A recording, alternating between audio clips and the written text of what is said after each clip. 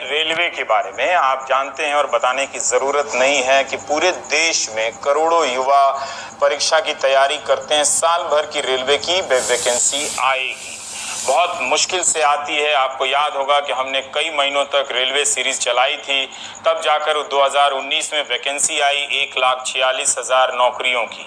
आपको बताते हुए ये हर्ष का हश्र हो रहा है, हिंदी में समझिए कि परीक्षा के भी 1 साल से ज़्यादा समय हो गए हैं, वैकेंसी आए हुए 2.5 साल हो गए हैं, मगर loco pilot, assistant loco pilot की बहाली, ज्वाइनिंग की प्रक्रिया अभी तक पूरी नहीं हुई है।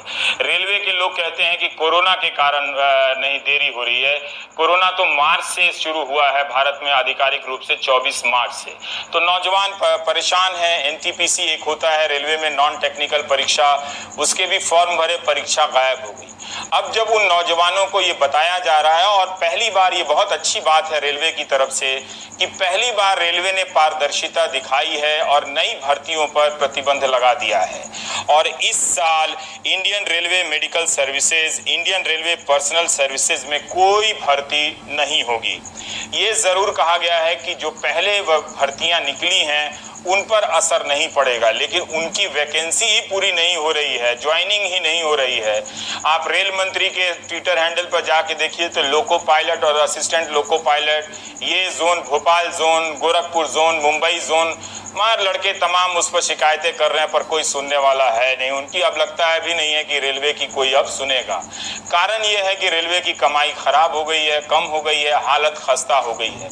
वैसी नहीं है जैसे पीयूष गोयल के ट्विटर हैंडल पर रेलवे दिखती है चमकती हुई। वैसी ब्रांडिंग काश रेलवे भीतर से भी होती तो कल्याण हो जाता रेलवे का। ये एक बड़ा सवाल है, क्योंकि रेलवे सरकारी क्षेत्र में सबसे अधिक नौकरी देने वाली संस्था है। अब अगर ये संस्था नौकरियां देने के अवसरों को संकुचित करने लगे तो सोचिए कि इस देश के युवाओं का भविष्य एक ही चीज बचा सकता है, वो है व्हाट्सएप यूनिवर्सिटी में सप्लाई किया जाने वाला मीम और वीडियो। इसकी पूर्ति अगर बढ़ा दी जाए, प्रोपेगेंडा गोदी मीडिया के जरिए बढ़ा दिया जाए, प्रोपेगेंडा की बड़ा ही हम विश्व गुरु टाइप बन रहे हैं, रोजगार की चिंता मत करो, तो भारत के बेरोजगारों को सुकून मिलता है।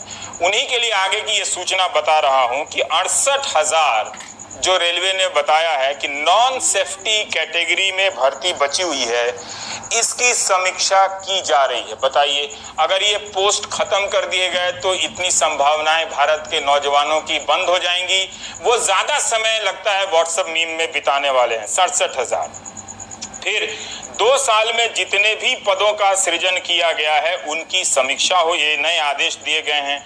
उन पर नई भर्तियां अगर नहीं हुई, अगर 2 साल में पोस्ट क्रिएट हुआ है, बहुत लंबा समय लगता है पोस्ट क्रिएट करने में, अगर भर्ती नहीं हुई है तो उन पोस्ट को अब खत्म कर दिया जाएगा, रोक दिया जाएगा। कर्मचारियों के यात्रा भत्ते और दूसरे भत्ते में 50% तक कटौती होगी। अब इसको लेके मुझी को मेल लिखेंगे जिनमें से ज्यादातर लोग मुझे गाली देते रहते हैं। तो इन सारे लोगों को इसका मतलब है ज्यादा से ज्यादा मीम की सप्लाई किए जाने की, व्हाट्सएप मीम की 50% तक कटौती होगी। यानी रेलवे के कर्मचारियों का भीतर से हाल बुरा है। आउटसोर्सिंग स्टाफ में कटौती की जाएगी। अब देखिए, ज्यादातर अब नौकरियां रेलवे में जो हैं वो आउटसोर्सिंग के जरिए हैं।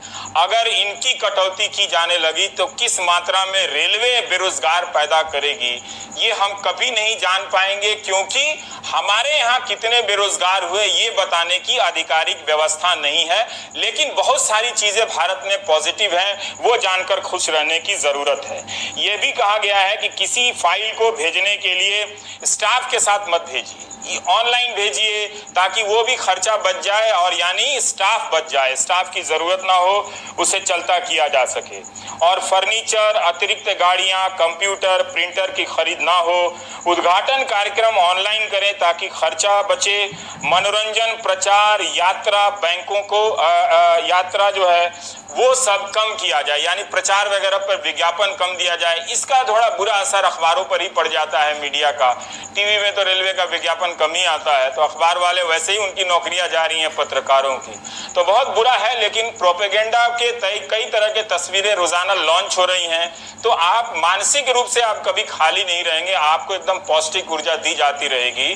और ये सुनिए रेलवे ने क्यों और क्या कहा इन कारणों के पीछे। हमारे पास जो वैकेंसी जो है अभी सेफ्टी कैटेगरी में है 1,53,000 और जो नॉन सेफ्टी कैटेगरी में है वो 1,37,000। तो रफली अराउंड 90 लाख जो है वैकेंसी हमारे पास हैं। इसमें से हमने सेफ्टी कैटेगरी की वैकेंसी जो नोटिफाई की हुई है अभी वो 72,274 ऑलरेडी कर चुके हैं। नॉन सेफ्टी कैटेगरी की हमने की है 68,366। So the total notified vacancies are 1,40,640। तो इसमें से जो अब आप जो नॉन सेफ्टी कैटेगरी वैकेंसीज बची वो उसमें से 68,000 रफली 68,000 जो है वैकेंसीज नॉन सेफ्टी कैटेगरी में बनती हैं। उनमें से जो आप लोगों के संज्ञान में कहा है कि हम लोगों ने अभी कहा है कि रेलवेज को कि आप अपनी सेफ्टी कैटेगरी की वैकेंसीज एज इट इज आप भरिए, जो नॉन सेफ्टी कैटेगरी की वैकेंसी है उनको आप रिव्यू करिए। अब ये बेरोजगार पूछेंगे कि विपक्ष कहाँ है, विपक्ष ट्वीट कर रहा है, वो उठा रहा है, लेकिन यही बेरोजगार विपक्ष को कौन पूछता है। तो बेरोजगारी का एक मुद्दा भारत में राजनीतिक रूप से समाप्त हो गया है। वैसे कई राज्यों में है गंभीरता के साथ, लेकिन राजनीतिक रूप से समाप्त हो गया है।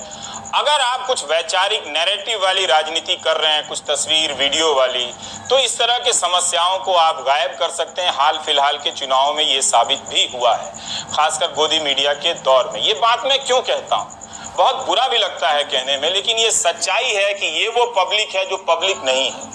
जनता ने ही जनता के होने का अस्तित्व समाप्त कर दिया है। इसीलिए किसी भी प्रश्न का जवाब नहीं आता है, किसी भी आंदोलन पे जवाब नहीं आता। आपने कब सुना कि मंत्रियों ने बुलाकर प्रतिनिधियों से बात की है, ये आंदोलन हुआ है। अब कोल इंडिया के लोग जो 3 लाख लोग हैं, अब मैं तो नहीं कहता कि सब कोई गोदी मीडिया में बह गए होंगे या व्हाट्सएप यूनिवर्सिटी में, लेकिन जो बह गए थे वही बताएं कि क्या उन्होंने नहीं देखा था कि 6 साल में मीडिया समाप्त हो गया, मीडिया जन सरोकार के मुद्दों को नहीं उठाता है। अब जब उनकी बारी आई है तो फिर वो मीडिया को क्यों कोस रहे हैं कि मीडिया उनका नहीं दिखा रहा है। क्या आपको लगता है, पता भी है कि 3 दिनों के लिए कोल इंडिया में जो प्राइवेटाइजेशन हुआ है उसको लेकर 3 लाख कर्मचारी आंदोलन कर रहे हैं? आपको कभी पता नहीं चलेगा। अब इन्हीं से पूछिए कि क्या इनको इस बात का फर्क पड़ता है कि सफूरा जरगर एक गर्भवती महिला के खिलाफ किस तरह से अन्याय हुआ, भीमा कोरेगांव केस में किस तरह से 2 साल का ट्रायल नहीं हुआ और एक नौजवान लड़के को उठाकर जेल में बंद कर दिया गया, सुधा भारद्वाज। तो क्या इन लोगों को इन संवैधानिक सिस्टम के मसले का कोई फर्क पड़ता है, जो ये शिकायत कर रहे हैं कि मीडिया को कोई फर्क नहीं पड़ता? इसीलिए मैं कहता हूं कि ये पब्लिक है, ये वो पब्लिक है जो पब्लिक ही नहीं है। ये कोरबा छत्तीसगढ़ से आए वीडियो को आप देख लीजिए। मेरी बात वैसे 10 साल बाद समझ में आएगी, अभी नहीं, इसलिए चिंता मत कीजिए, चिल कीजिए।